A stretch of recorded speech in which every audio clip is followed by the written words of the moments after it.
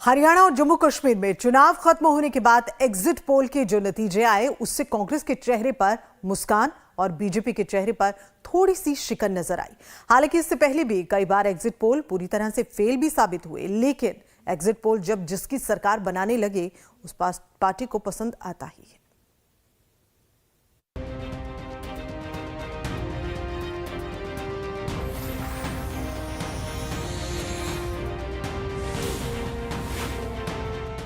Exit poll पक्ष में आए तो ठीक, वरना एग्जिट पोल का भरोसा नहीं। चुनावी राजनीति में एग्जिट पोल की शुरुआत से ही नेताओं की यही स्ट्रेटेजी रही है। तभी तो एक बार फिर कांग्रेस के सुर एग्जिट पोल के पक्ष में दिख रहे हैं। कम से कम कोई कांग्रेसी नेता भी उसे खारिज नहीं कर रहा है, बल्कि उसी के आधार पर नेता प्रवक्ता बीजेपी के पिछड़ने की वजह बताने में भी जुट गए हैं। राशिद अल्वी का कहना है कि 10 सालों में बीजेपी की गलत नीतियों का परिणाम है कि हरियाणा की सत्ता से बीजेपी बाहर हो रही है। लोकतंत्र के अंदर जब कोई सरकार कोई काम नहीं करती है, जनता विरोधी काम करती है, समाज को तोड़ने का काम करती है, जब नफरत फैलाती है, हिंदू मुसलमान करती है, जाट नॉन जाट करती है, तो निश्चित तौर से वो पार्टी का सफाया हो जाता है।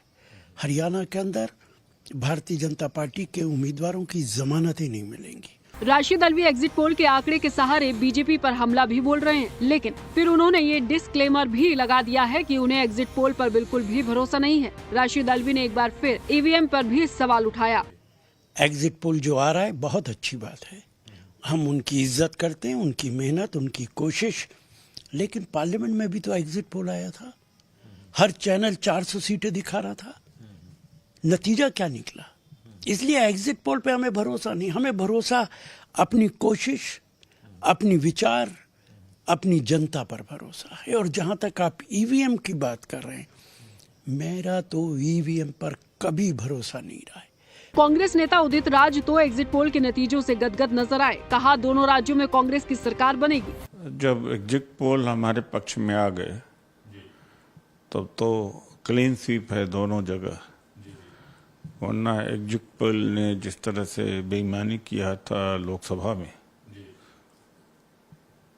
तो अगर करीब भी होती बीजेपी तो एग्जिट पोल उल्टा कर देता, तो इसका मतलब ये लग रहा है कि हरियाणा में भी 2/3 बहुमत मिलेगी और हम जम्मू एंड कश्मीर एनसी के साथ में सरकार बनाएंगे।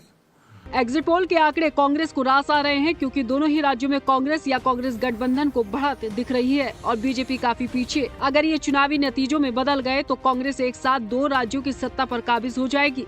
हालांकि कांग्रेस की खुशी कायम रहेगी या काफुर हो जाएगी, ये तो 8 अक्टूबर के नतीजे ही बताएंगे। लाइव टाइम्स के लिए दिल्ली से आदित्य द्विवेदी की रिपोर्ट।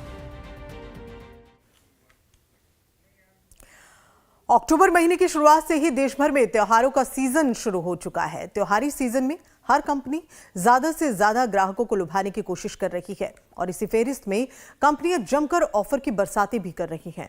ऐसे में ई कॉमर्स प्लेटफॉर्म की कंपनियां अमेजॉन,